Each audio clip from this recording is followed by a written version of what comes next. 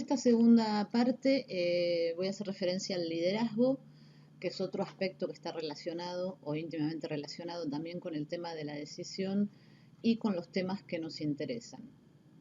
La primera distinción que quiero hacer, porque muchas veces se habla de que el liderazgo, el líder y el administrador o los distintos niveles de dirección, de gestión en las organizaciones, para gestionar de manera eficaz tienen que ser líderes. No es así. Todo depende de en qué nivel de la dirección o de la organización uno se encuentre, ¿sí? Para ciertos niveles hace falta una cierta capacidad de liderazgo, en otras no. Pero básicamente, cuando hablamos de líder, hablamos de una persona eh, que ejerce una influencia, que orienta, que dirige, ¿sí? Que da las grandes orientaciones en la organización. Y cuando hablamos de gestionar, del administrador, de quienes tienen cargos directivos en los distintos niveles en la organización, estamos hablando de otra cosa, porque de lo que estamos hablando es de gente que asume responsabilidades de dirección y que intenta comandar para llevar, para poner en práctica las grandes decisiones que se tomaron en los niveles superiores, ¿sí? Una de las cuestiones que hay que mencionar en términos de liderazgo, porque esto se ha discutido mucho, Mintzberg hacía referencia, en particular en el 2008, él dijo que una de las causas fundamentales de la crisis que hubo en el 2008 tiene que ver con los dirigentes en la administración y los CEOs en las organizaciones. Y dijo que los tiempos habían cambiado y que era necesario pasar, y esto tiene que ver con lo que hablábamos en el otro video, pasar de el liderazgo único y unipersonal a lo que él llama el comunitazgo, ¿sí? Eh, al, y esto es directamente organizaciones que aprenden. Un liderazgo muy fuerte puede ser eh, apropiado sobre todo en ciertas ocasiones, no necesariamente es contraproducente, pero en las organizaciones que aprenden, ese líder tiene que ser capaz de tomar decisiones y de avanzar en el trabajo cotidiano, tomando en cuenta el talento de las otras personas, no decidir a solas, no llevar la organización por sí solo, sino es importante sumar el talento colectivo, finalmente, ¿no? Sí, siempre muchas cabezas piensan mejor que una sola.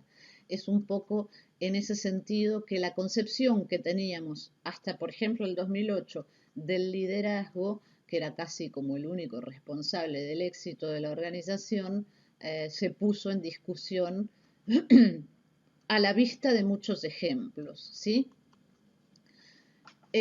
Algunas menciones que tienen que ver con antes de definir exactamente el liderazgo, la diferencia entre algunos conceptos que están íntimamente relacionados, estrechísimamente relacionados, pero que no son necesariamente lo mismo. El poder es la capacidad de influencia, que puede tener diversas fuentes, ¿sí?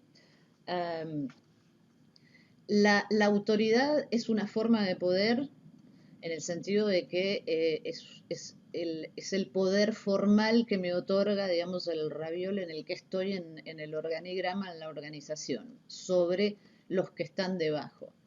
El liderazgo es un tipo de influencia, ¿sí?, que se ejerce. Y el control, sobre el que vamos a hablar más adelante en el curso, es lo que permite justamente equilibrar todos los excesos de poder, porque cualquiera de esos poderes de los que estamos hablando pueden caer en excesos. ¿Qué es el liderazgo como base particular del poder?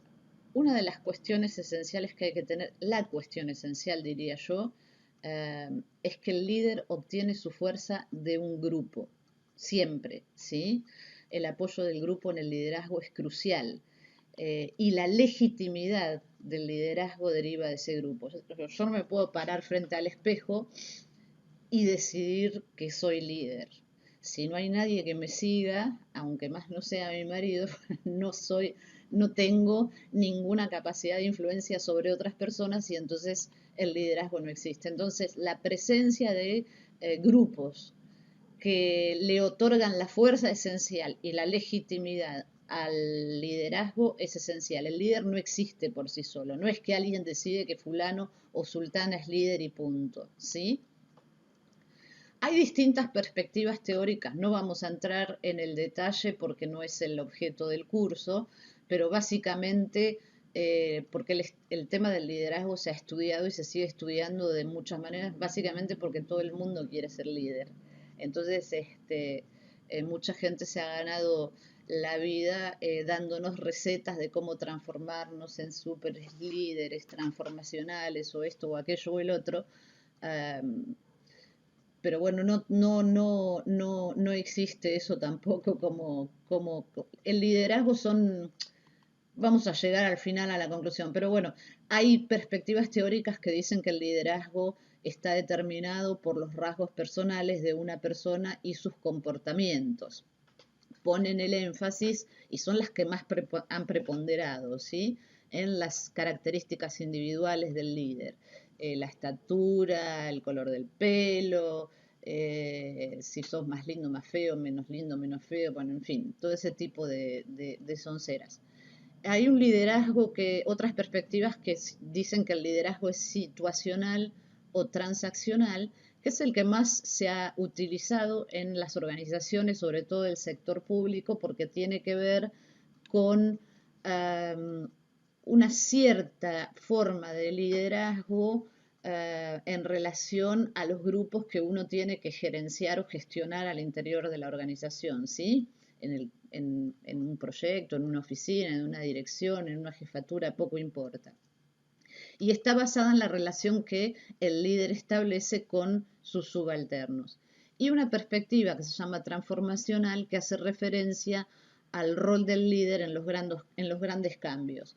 Líderes transformacionales son, por ejemplo, Gandhi, en fin, los grandes personajes que se mencionan cuando se habla de liderazgo.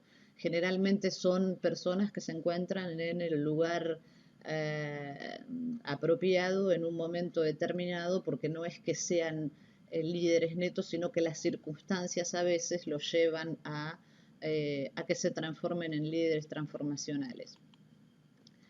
El liderazgo transaccional del que yo les hablaba, que es el único en el que voy a hacer un poquito más de hincapié, lo que dice es que ningún estilo de liderazgo es en sí aceptable o cuestionable, que todo depende de la situación y que la capacidad o la característica esencial que hace de uno un buen líder en términos de gestión es la flexibilidad y la adaptabilidad, o sea, la flexibilidad personal para pasar, por ejemplo, de una situación en la que uno se ve obligado a supervisar todo el trabajo a una situación en la que uno está trabajando con especialistas y tiene que ser capaz de delegar porque son ellos los que conocen el tema más que uno, ¿sí?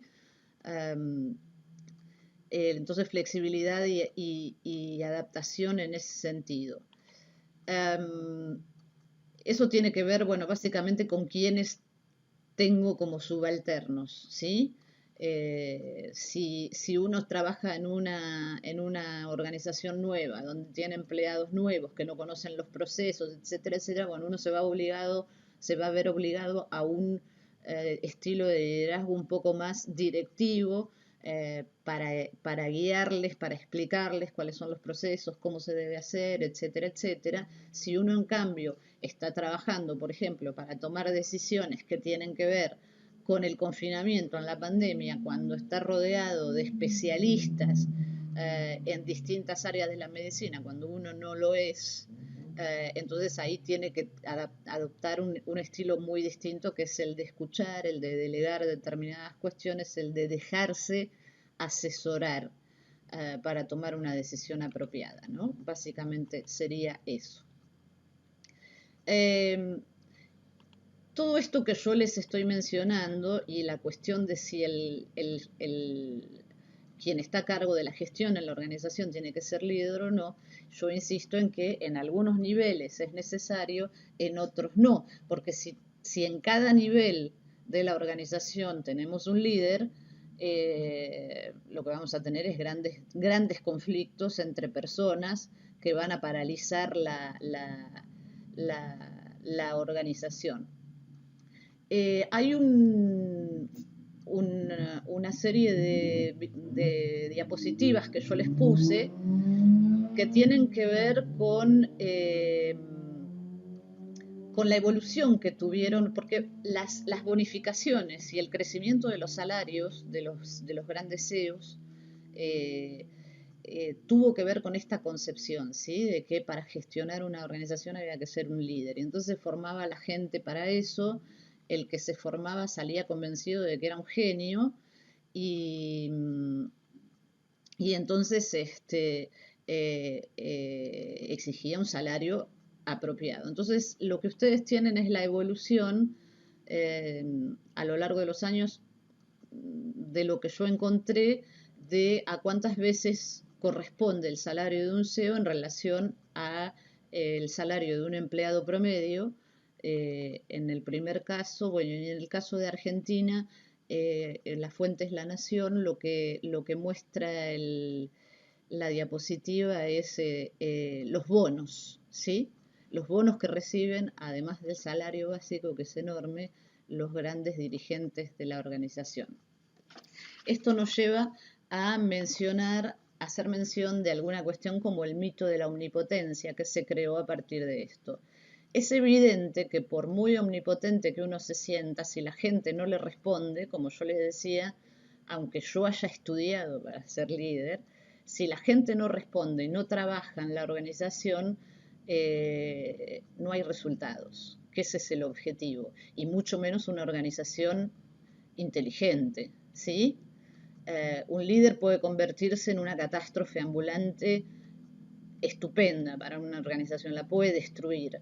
Entonces hay que ser prudente con ese tema. Aún así, cuando estamos hablando de los grandes dirigentes, supongamos los gerentes generales o quienes están a cargo, digamos, en la pirámide de la organización de la que formamos parte o en la que trabajamos.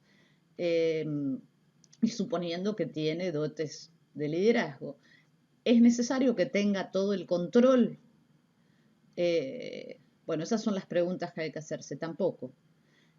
O en todo caso, lo que tiene que tener en claro cada uno, o hay que ponerle en claro a la persona que decide obtener ese control total en tanto líder, es que si lo que quiere es el control total de la organización como líder, tiene también que tener la absoluta responsabilidad de las consecuencias. O sea, cuando las cosas salen mal, también sos el líder que controla todo en la organización. Porque muchos tienden a privatizar el éxito y a socializar los fracasos. Las organizaciones están compuestas de muchas personas y nosotros dependemos del buen trabajo de mucha gente al interior. Entonces, eso hay que tenerlo presente. ¿Qué es un buen líder? Básicamente, entonces, es gente que sabe trabajar en colaboración, es gente que conoce, sobre todo los líderes conocen las fortalezas que tienen, pero sobre todo las debilidades, ¿sí? Son conscientes de sus debilidades. No es que uno tenga que colgarse un cartel con las debilidades y las falencias que uno tiene, pero el conocerlas hace que nos rodeemos de la gente apropiada y que eso nos facilite el accionar y la toma de decisiones. Es gente que tiene la capacidad de adaptarse a distintas circunstancias y condiciones y que van a promover en la organización la capacidad cognitiva, o sea, van a darle importancia a la información para la toma de decisiones, van a favorecer la interacción y el intercambio de información entre la gente, para que esta sinergia de informaciones y de conocimientos permita avanzar e incluso innovar y motivar a la gente a accionar en ese camino. Bueno, era lo que yo les quería presentar sobre el liderazgo. Espero que esté claro y que les sea útil.